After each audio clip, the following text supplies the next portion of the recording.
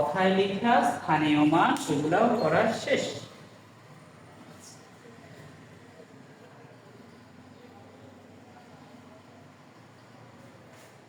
এখন আমরা শিখবো হচ্ছে সংখ্যার তুলনা।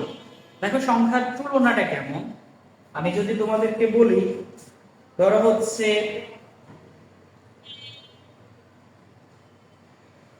স্যার তোমাদের থেকে কি ছোট না বড়? অবশ্যই বড়। তাহলে তোমরা ছোট, স্যার কি বড়।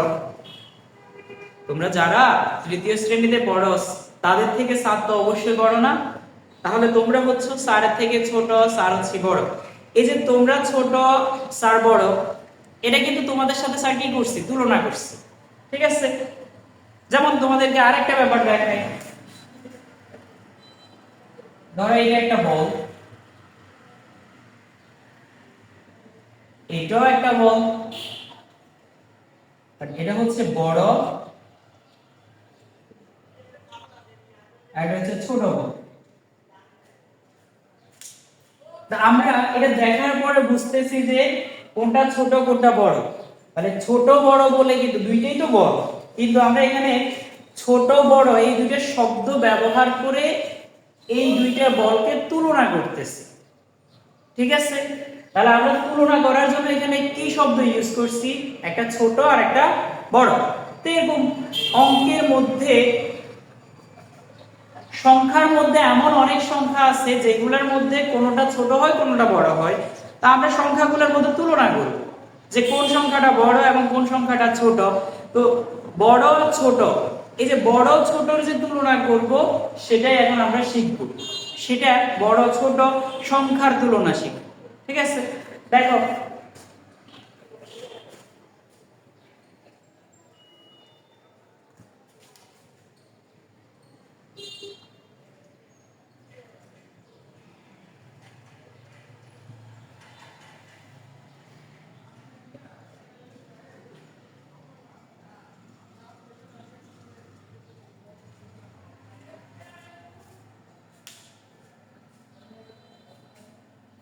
স্যার কিন্তু দুইটা সংখ্যা লিখছি, দেখছো বোর্ডে? একটা হচ্ছে 1231 আর একটা হচ্ছে 1141। এখন এই দুইটা সংখ্যার মধ্যে যদি আমরা তুলনা করি তাহলে কোনটা বড় এবং কোনটা ছোট সেটা কিভাবে চিনব? চিনতে পারবো? বলো, চিনতে পারবা? দেখো তোমরা শিখো কিভাবে আমরা তুলনাটা করব। আমরা সর্বপ্রথম আমরা দেখব যে হচ্ছে দোনোটা সংখ্যার মধ্যে অঙ্ক কয়টা। যেমন প্রথম যে সংখ্যাটা এটার মধ্যে অঙ্ক আছে 1টা 2টা 3টা 4টা, কয়টা? 4টা। এরপরে এখানে 1টা 2টা 3টা 4টা। তাহলে এখানে কি দেখলাম যে হচ্ছে দোনোটা সংখ্যার মধ্যে যেহেতু অঙ্কের পরিমাণ সমান, প্রথম সংখ্যাটাতেও অঙ্ক আছে 4টা, দ্বিতীয় সংখ্যাটাতেও অঙ্ক আছে 4টা। ঠিক আছে? তাহলে এখন আমরা তুলনা করব সর্বপ্রথম হচ্ছে এককের স্থান নাকি দশকের স্থান না শতকে। আমরা কোন দিক থেকে তুলনা করা শুরু করব? আমরা সর্বপ্রথম এই যে হাজারের ঘর তুলনা করব। কিসের ঘর? হাজারের ঘর। তো দেখো এখানে হাজারের ঘরে যা আছে এই সংখ্যাটাও কিন্তু হাজারের ঘরে একই জিনিসই আছে। তাহলে কিন্তু আমরা এখনো বলতে পারতেছি না যে হচ্ছে কোনটা ছোট কোনটা বড়। হাজারের ঘর তুলনা করতেছি, দেখতেছি হচ্ছে দোনোটাতে একই রকম হাজার, অর্থাৎ দোনোটাই 1000 1000। এরপর আমরা শতকের ঘর তুলনা করব। এখানে শতকের ঘরে আছে 2 আর এখানে শতকের ঘরে আছে 1। তার মানে বোঝা যাচ্ছে শতকের ঘরের দিক থেকে তুলনা করলে এই সংখ্যাটা ছোট আর এই সংখ্যাটা বড়। তাহলে যেহেতু আমরা শতকের ঘর তুলনা করার পরে বুঝতে পারছি যে এটা ছোট আর এটা বড়, তাহলে আমরা এখন বলে দিতে পারবো এই সংখ্যাটা বড়।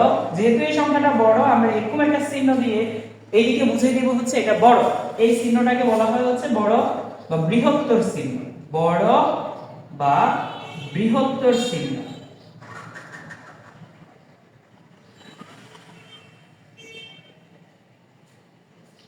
বুঝতে পারছো? যেমন আরো একটা সংখ্যা লিখি, আরো দুইটা সংখ্যা লিখি, একটা হচ্ছে 759 আর একটা হচ্ছে 650। দেখো এখানে কিন্তু আমরা প্রথমে যদি শতকের স্থান, যেহেতু এই দুটোটার মধ্যেই কিন্তু তিনটা তিনটা অঙ্ক আছে, তাহলে প্রথমে যদি শতকের স্থানটা তুলনা করি, দেখতেছি হচ্ছে প্রথম সংখ্যাটার শতকের স্থানে যে অঙ্কটা আছে সেটা দ্বিতীয় সংখ্যার শতকের স্থানে যে অঙ্কটা আছে তার থেকে বড়। তাহলে আমরা এইভাবে বুঝে ফেলবো যে এখানে প্রথম সংখ্যাটা বড়। বুঝতে পারছো? সহজ, ঠিক আছে। তাহলে আমরা তুলনা করতে হয় কিভাবে সেটা শিখে ফেললাম, তুলনা করতে পারবো ইনশাআল্লাহ।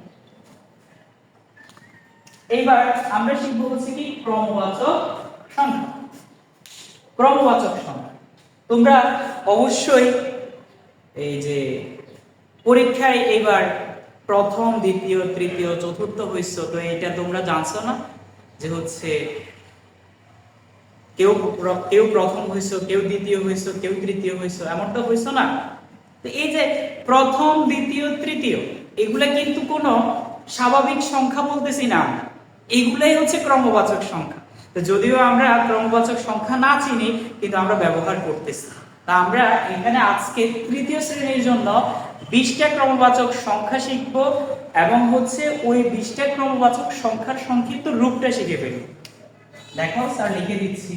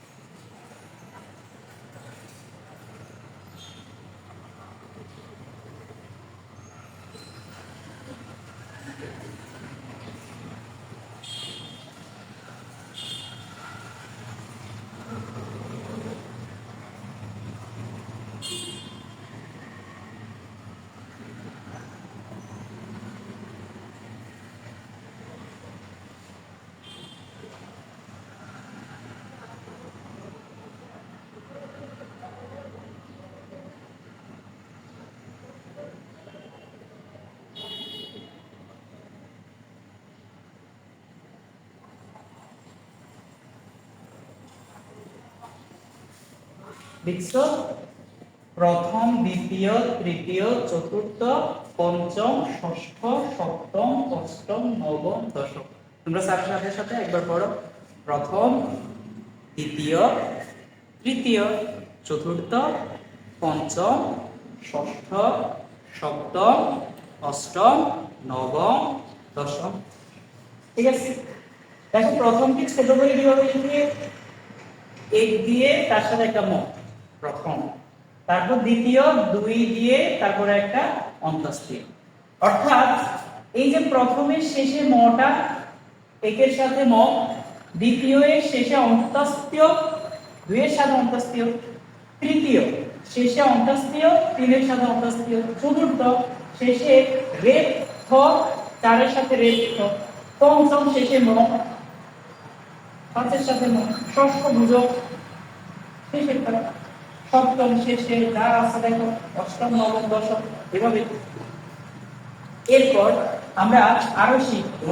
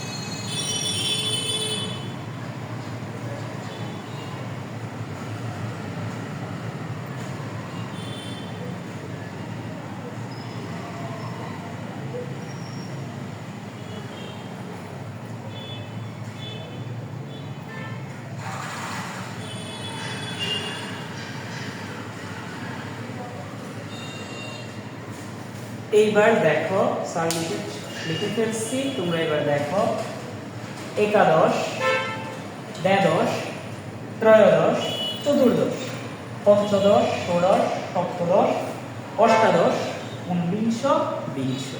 তাহলে আমরা 1 থেকে 20 পর্যন্ত ক্রমবাচক সংখ্যাগুলা দেখলাম এবং সেগুলোর সংক্ষিপ্ত রূপটা দেখো। একাদশ 11 লেখার পরে তালেবেশ, ওই যে একাদশের শেষে কি তালেবেশ। তো তোমরা খেয়াল করো এখানে একাদশ, দ্বাদশ, ত্রয়োদশ, চতুর্দশ, পঞ্চদশ, ষোড়শ, সপ্তদশ, অষ্টাদশ, ঊনবিংশ, বিংশ সবগুলোর শেষে কিন্তু তালেবেশ। আর আমরা এখানে কি করব, একাদশের ক্ষেত্রে 11 দিয়ে তালেবেশ, দ্বাদশের ক্ষেত্রে 12 দিয়ে তালেবেশ, ত্রয়োদশের ক্ষেত্রে 13 দিয়ে তালেবেশ, চতুর্দশের ক্ষেত্রে 14 দিয়ে তালেবেশ, পঞ্চদশের ক্ষেত্রে 15 দিয়ে তালেবেশ, ষোড়শের ক্ষেত্রে 16 দিয়ে তালেবেশ, সপ্তদশের ক্ষেত্রে 17 দিয়ে তালেবেশ, অষ্টাদশের ক্ষেত্রে হচ্ছে 18 দিয়ে তালেবেশ, ঊনবিংশের ক্ষেত্রে হচ্ছে 19 দিয়ে তালেবেশ, বিংশের ক্ষেত্রে 20 দিয়ে তালেবেশ দিয়ে প্রকাশ করলে সংক্ষিপ্ত রূপে প্রকাশ করা হয়ে যাচ্ছে। বুঝতে পারছি? আশা করি তোমরা বুঝতে পারছো। বুঝে ফেলতেছি।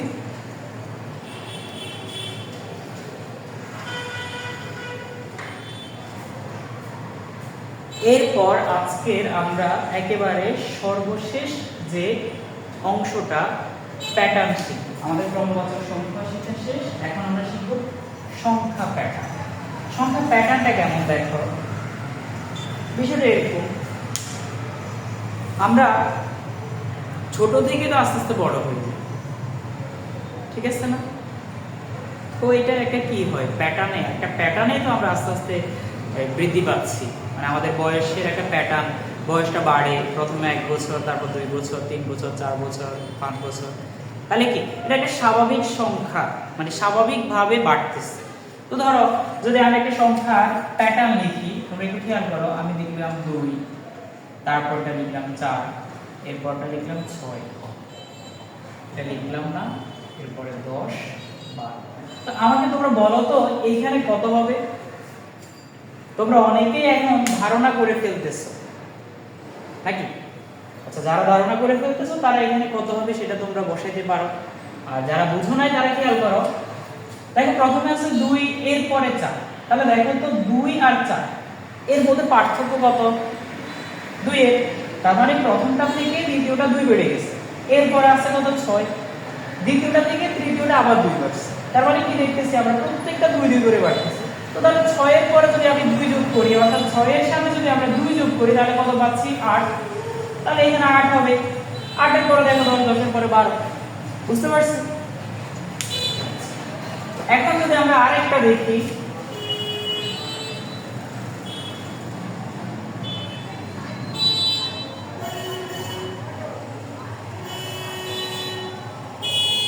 এখন তোমাদেরকে বলবো যে এই দুটার পরে কি হবে। তাহলে তোমরা দেখো এখানে কি দেখা যাচ্ছে, 5, 5 এর পরে 10। তাহলে প্রথমটা থেকে দ্বিতীয়টা বেড়ে গেছে কত? 5। এরপরে দ্বিতীয়টা থেকে আবার তৃতীয়টা বেড়ে গেছে কত? 5। তাহলে আমরা দেখতেছি এখানে 5 5 করে বাড়তেছে। তাহলে আমরা প্যাটার্ন বুঝে গেলাম, ঠিক আছে? এখানে তাহলে আমরা দিব হচ্ছে 25, 20 এর পরে 20 এর সাথে যদি আমরা 5 যোগ করি তাহলে কত হয়? 25। আবার 25 এর সাথে যখন 5 যোগ করব তখন কত হবে? 30। বুঝতে পারছো? এই হচ্ছে প্যাটার্ন। এরকম এখন অনেক ধরনের প্যাটার্ন হতে পারে, তো তোমরা সেগুলো একটা একটা করে শিখবে ইনশাআল্লাহ। আমরা পরবর্তী ক্লাসে আমরা আজকে যে টপিকগুলো শিখলাম, অর্থাৎ যেই বিষয়গুলো সম্পর্কে আমরা জানলাম, সেগুলো নিয়ে আমরা পরবর্তী কোনো একটা ক্লাসে আরো বিস্তারিতভাবে তখন শিখব। আশা করি তোমরা তখন স্যারের সাথে থাকবা। ওকে, আল্লাহ হাফেজ।